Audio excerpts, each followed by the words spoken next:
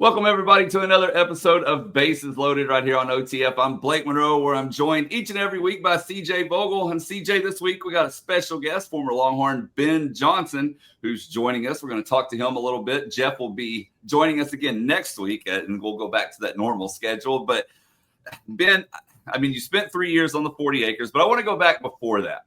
And you know, when I first met you, I think you were a senior in high school at Westwood. And you were playing football. You were the quarterback of that team. You were playing baseball. A lot of people don't know you were actually a 3-star prospect for football. You had football offers, but you chose baseball. What went into that decision, and why did you choose to play baseball at Texas?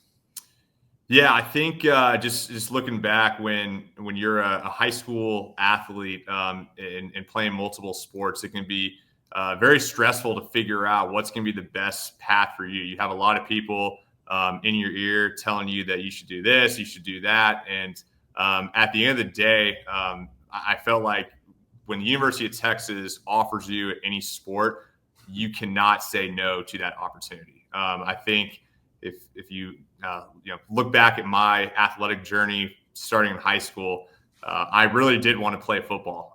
But once the University of Texas came calling on the baseball side of things, I think it was a no-brainer. A quick side story that really not a lot of people know, but Jameus Winston was actually a big reason why I decided to play baseball, and the reason why is because he was a really good baseball player in high school, and obviously played it at Florida State as well. And we were both running the 60 at the Perfect Game National Showcase in Fort Myers, Florida. I guess that would have been our junior summer, and at that time, I hadn't really got the true football offer that I wanted yet, and was getting a little frustrated and just wondering, like, why am I not getting any offers? Of course, you have an ego at that age. I'm better than this kid. I'm better than that kid. They're getting offered by all these schools, and I'm standing in line, and I see Winston on the back of his shirt, and he turns around, and he's like, "Hey, what's up, man?"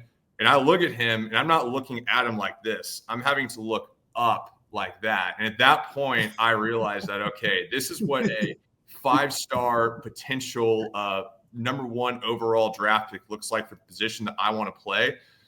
I think God put me on this earth to play baseball and not football. So that was really, I'll be honest with you, was really the time when, and it kind of hit me like baseball might be in your future over football. Then, a month or so later, Texas, Skip Johnson, Tommy Harmon, called me and offered me. And at that point, it was pretty much a no-brainer from there. So a quick, funny side story. And, as far as my decision goes on what sport I picked, and a big reason behind that.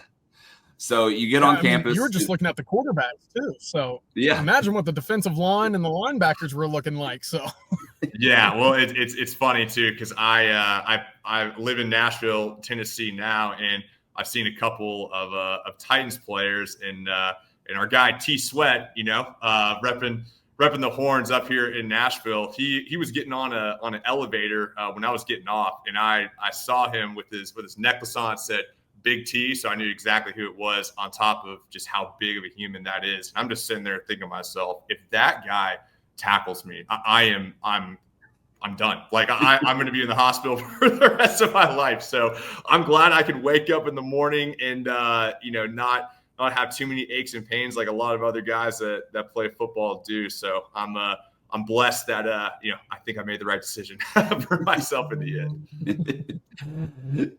So you get on campus 2013, and you stay for 3 years. But looking back at that time, I mean, do you have like maybe a favorite memory? What stood out about your 3 years at Texas? Well, definitely my sophomore year was our most successful year as a team. We got third in the country, and we were in the semifinals against Vanderbilt in extra innings, and unfortunately lost on what I call a swing bunt. It was 2 outs, runners on. I guess bases were loaded at that time.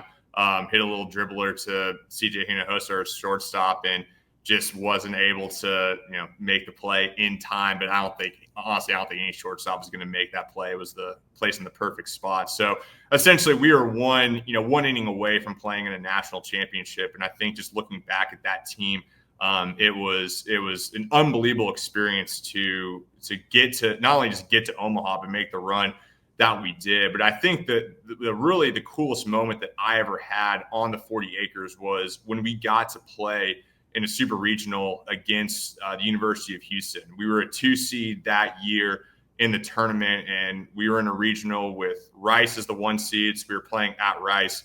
We were the 2, Texas A&M was the 3, and I believe George Mason was the 4. And obviously A&M at that point had just left for the SEC a couple years ago, so we weren't playing them on a regular basis. So had a few unreal games against them in that environment, on top of playing against Rice, who at the time was really a national power, and they were absolutely dominating college baseball as a whole. But once we won that regional and we were supposed to go to LSU to play them, but University of Houston upset them, and we both were 2 seeds. You can ask certain individuals on why we got to host that super regional, but at the end of the day, the NCAA allowed us to host that as opposed to U of H, and got to play against them, and won 2 games pretty easily and convincingly, and got to go to Omaha. But I think with that being said, with the super regional, as far as what that the coolest moment was for me, playing the University of Texas, when you're a kid growing up in Austin, Texas, and you play summer baseball for a program like the Austin Wings, who really at that time was averaging about 2 or 3 kids going to the University of Texas every single year, where it was essentially a farm system for that program. You're kind of brainwashed that, hey, if you take care of business and you do what you're supposed to do, you're going to be wearing that burnt orange, representing the flagship university of the state of Texas, and be able to play at Disch-Falk Field and compete for not just conference championships, but national championships as well. And when we won that super regional, guys like Parker French, Colin Shaw, James Barton, guys that all played really for the Wings that are from the Austin area, we're looking around and you can see super fans, Scott Wilson himself, leading 10,000 fans in the eyes of Texas. And I get chills thinking about it now, but just looking around like, oh my gosh, this is what we dreamed of as kids, and growing up watching the Taylor Youngmans of the world, the Houston Streets, guys like that who, again, were from the Austin area and kind of grew up the same way that you did, and you were able to experience that as well. It was an unbelievable feeling, an unbelievable experience, and it's something that I will cherish the rest of my life for sure. Yeah, it sounds unbelievable. That has to be one of your favorite memories. I want to ask you about one of your favorite games, Ben. I have to imagine the 5-hit game at Stanford is up high on that list. Maybe some people just see the ball better in Stanford. I've heard the lights out there aren't great, but I do want to talk a little bit about, some of your favorite games individually. I know once Texas and Texas A&M kind of parted ways in the conference. Obviously, we just saw what it was like when they were back in conference once again. Any specific games outside of maybe, those runs to Omaha and some of those regional games as well? For sure. That Stanford game you brought up, that was definitely a good day at the office, to say the least. And it was a day game, so didn't have the lights as a factor, but not to bring up bad memories for Texas baseball fans a couple of years ago. As soon as that ball was hitting the sky, I knew that was going to be an issue, because that field and their lights are the absolute worst in the country. I don't care what anyone says. So had to throw that out there. But as far as really just exciting and fun games, I think the first one that comes to mind, I know it's bringing up that run or that College World Series run, but when we played A&M to open up that regional, there was nothing like it. We set the attendance record at Rice University, and no shot at Rice, but it is pretty comical when 2 other teams come to your home park and you set the attendance record. That just says everything that it needs to right there. But just the rivalry, the history of those 2 programs, and when we're sitting there in the locker room and they announced on ESPN that Texas and Texas A&M are in a regional, we were going nuts and we were fired up. So just being able to experience that, get to play in that hostile environment was unbelievable. I think, as far as other exciting games as well, I mean, we had really good battles against Texas Tech, Oklahoma State, OU, TCU, some of the blue blood programs. But I think what was a really, I guess you could say, unique experience for me was getting one of my first starts against UCSB my freshman year and leading off a game and leading off with a home run that, especially at that time with Dishwalk and the fences being back and not getting into all the technicalities with the field, but home runs were not hit there very often. So being able to lead off the game, hit a home run when you weren't an everyday star at that time, it was a really, really cool experience. Being able to have that and obviously live out that lifelong dream of just being a Longhorn baseball, and then get to lead up a game with the homer. So during your 3 years in Texas, obviously Augie was your head coach. I want to touch on that for a moment. I mean, even if you're not a big Texas baseball fan, but you're familiar with college baseball in general, or even just a general Texas fan. I mean, you've seen the videos of Augie being very fiery, I guess, to put it nicely. But I mean, you spent 3 years with the man. What's your recollection of him? And I mean, what did you learn the most, both on and off the field? For sure. I always tell people this, and I'm pretty blunt, straight up with it. Coach Gerrio did not really teach me a whole lot about the actual fundamentals of the game. He wasn't teaching me how to hit better or how to become a better outfielder. Those were being done from Tommy Nicholson, from Ryan Russ, Skip Johnson, and all of our assistants who did an unbelievable job. What Coach Gerrio, what he was really there to do is, number one, as we would always joke, sprinkle that magic Augie dust on top of the team's foreheads, and then let the boys play, right? But I think with him is he taught you how to compete at not just baseball, but in life in general. And that guy could get anyone to run through a brick wall for you. And the thing was, my freshman year, you think what's going to happen as far as, hey, how's the fall going to work? How's the season just going to operate? How are off-season workouts going to be? And once when you really get into it, you're kind of a deer in the headlights. Like, oh my gosh, man, this is way more intense than than what you're used to in high school baseball. And especially my sophomore year, our fall practices that we had, we really didn't practice baseball. It was essentially, I don't want to truly compare it to the military, but it was basically like Navy SEAL training. I mean, their goal was to make us as mentally tough as possible, because at the end of the day, it's not always about the most talented team who's going to win. It's the guys who are going to find a way and do whatever it can to, get the job done. And I think that style of training and that program that we went through that fall is really the big reason why we went to Omaha that 2014 season and made the run that we did. Did we have talent on that team? Absolutely. We have big league guys, Mark Payton, John Curtis, Dylan Peters, and Trace Barrera and others. But I think if you look from top to bottom with our lineup, we definitely weren't the most talented team in the country, but our mindset was we deserve to win more than you because we put in the work that we know for a fact you guys have not. And that was a testament to Coach Gerrio, where at the time, I mean, we wanted, we wanted to kill him essentially. We were like, this man just lost his mind, but it worked out in the end for us. So I think just with him, it was just teaching you, again, it's not always about playing the game of baseball and having the perfect swing or having the perfect mechanics or anything like that. It's having that mindset that you were going to find a way to win no matter what it takes. And I definitely can say that all of my teammates and guys I play with can attest to that as well.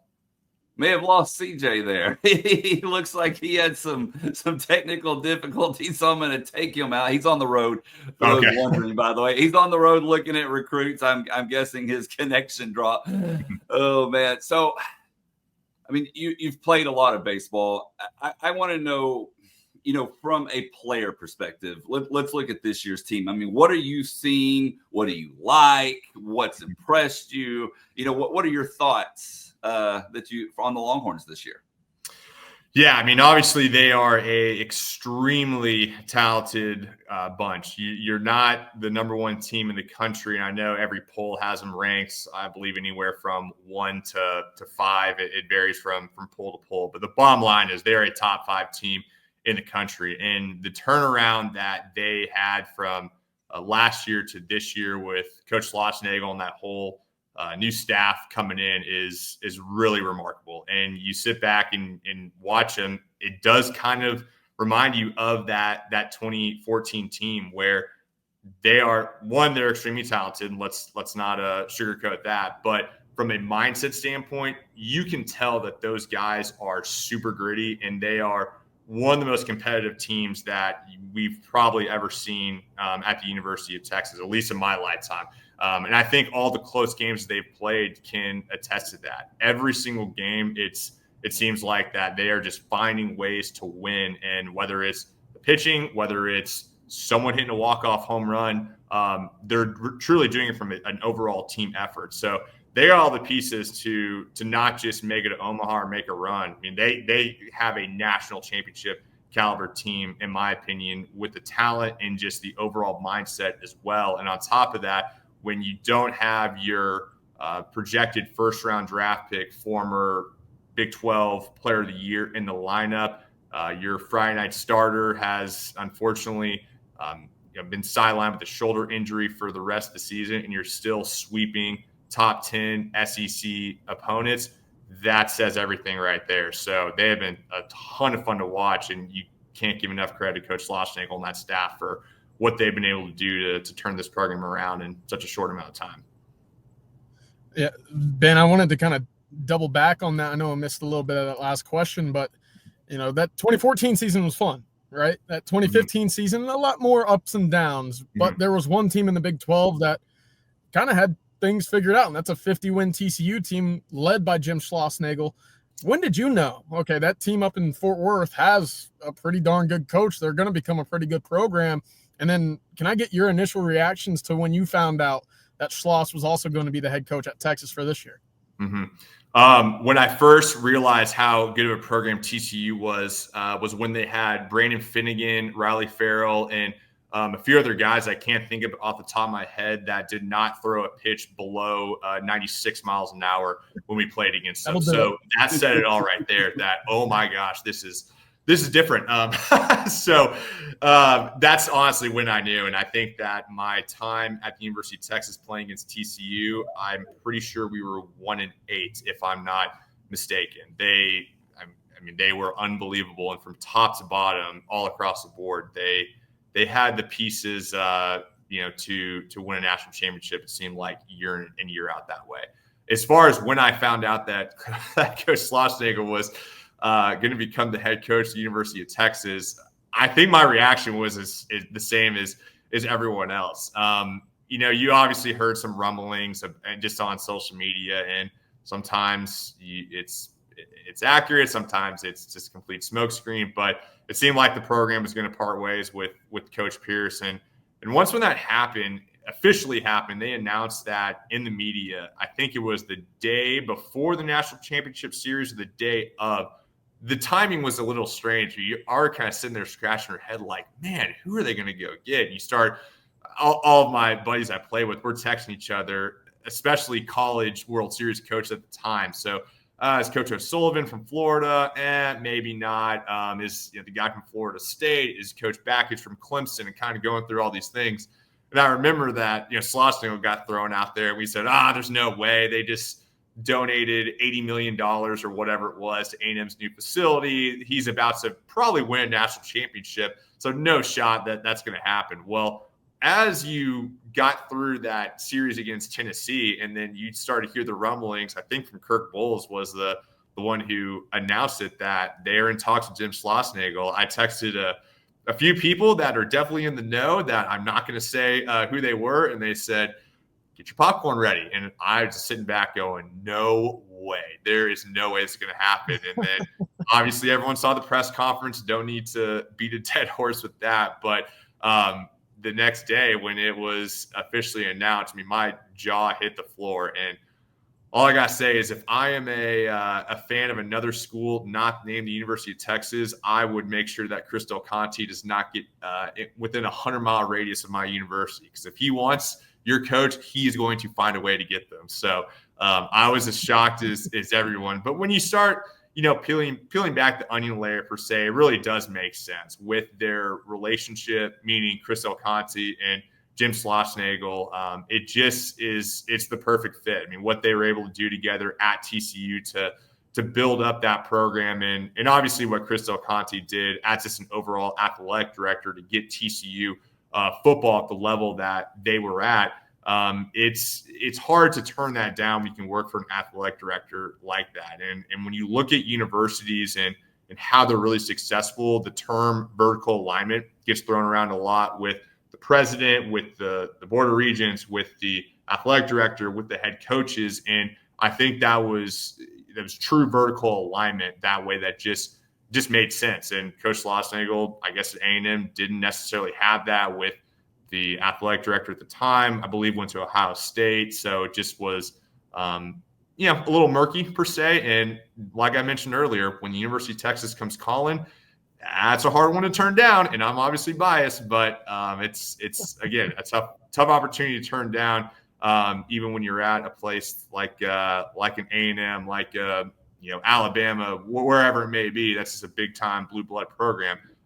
But yes, I was as shocked as everyone else when I officially heard the news. Well, before we move on, fellas, I need to tell everyone about our sponsor day. That's Chinook Seedery. They make the best tasting sunflower seeds around. They got 8 different flavors to choose from. Go find them in your favorite store or online at chinookseedery.com, and they will get you hooked up. My favorite, the lemon pepper. I've been saying it all season, but I promise you'll find a flavor you love. Again, that's chinookseedery.com. So I want to ask you, I mean, you played under Augie. We saw, Pierce come and then Schloss now, and you face off against Schloss team. But what, in your opinion, and I mean, I've talked to people inside the program and they've had some very interesting answers, but I want to know from an outside player's perspective, what do you think makes him so successful at what he does? You're talking about Coach Schlossnagle specifically? Yes.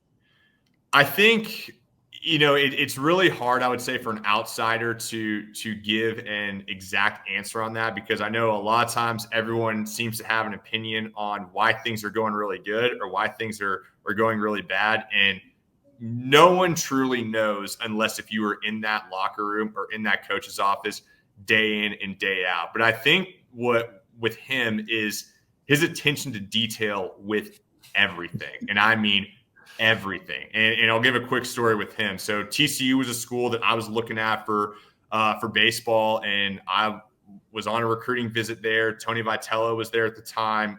Randy Mazey, who was the head coach of West Virginia for a long time, was there as well. And when I'm sitting in Coach Schlossnagle's office, he's asking me questions about all sorts of things. One of the things that he asked me was, have you ever been to TCU's campus before? And I said, I have. And he said, I know exactly what date. I know what you were there for.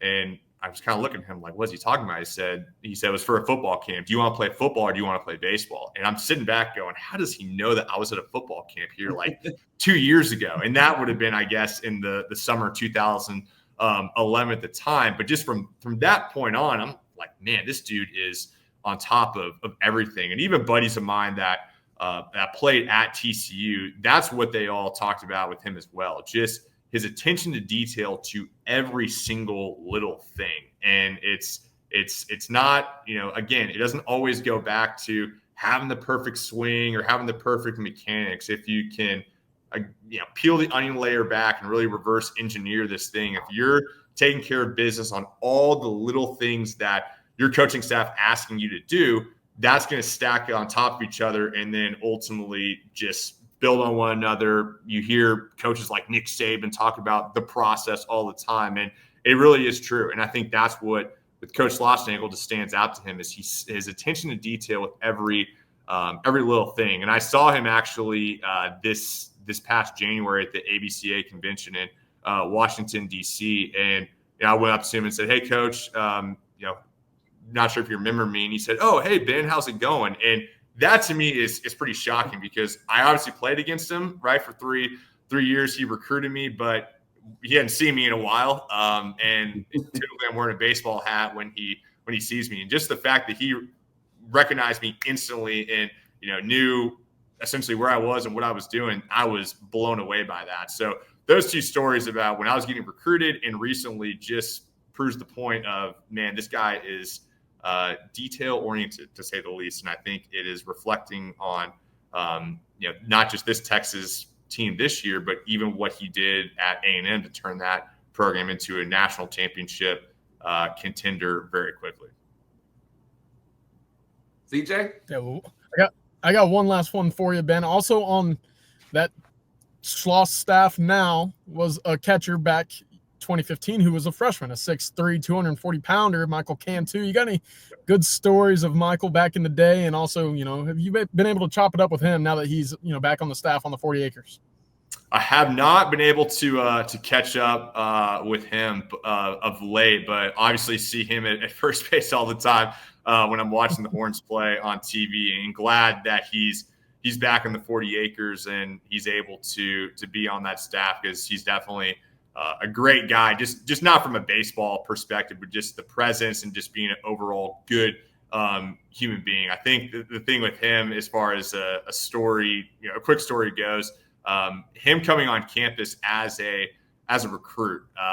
Trace Barrera was our catcher at the time, and Trace he's a big dude, right? He's probably 6'1", 220 or so, could lift a house, and he was a physical presence out there in the field. When I saw Michael Cantou walk up and kind of walk past Trace, I saw Trace's eyes get a little big, like, who's this guy over here? And I looked at Trace, I'm like, man, I don't know if he's going to be good in the baseball field, but he's definitely got you beat on the intimidation factor. Trace got so mad at me for saying that, but it was true. I mean, Cantu he's a huge dude. We called him Gronk, like Rob Gronkowski, just because he was such a massive presence out there. And I think from just an overall baseball perspective, when we were doing our orange and white fall scrimmages or whatever they were called, then the year before my sophomore year, I'm pretty sure I was either 20 for 20, 21 for 20, whatever it was, stolen bases. I never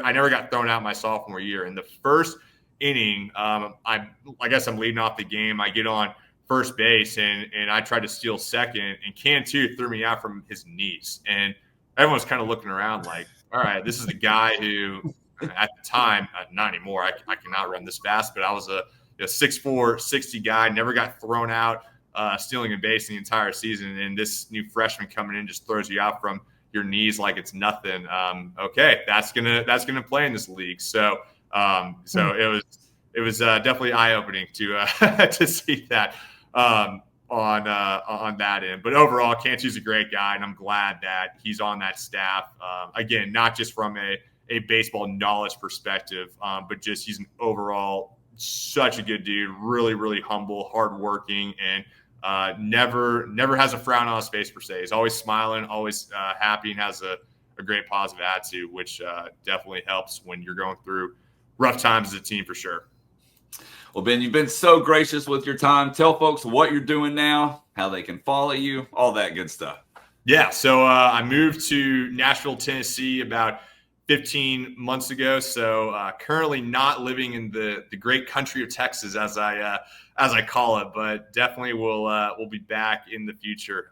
Helped start a company about 7 years ago called Virtual Combine, where what we essentially do for different high school programs, clubs, select organizations, training facilities, colleges with their prospect camps is provide a tool and a platform that makes it very simple for their coaches and admin to collect data on their athletes, have that data be evaluated for them live and in real time, and then ultimately distribute that to the individual player so that way they can utilize those metrics and analytics for player development purposes, but also to use it as a tool to help brand promote and market themselves, whether it's in recruiting, whether it's just social media engagement as well, and really simplify that process of getting info out there for coaches to see, essentially one click of a button. So doing that, as far as social media goes, I'm not a huge content creator per se, but I'm definitely a content consumer. So always seeing stuff on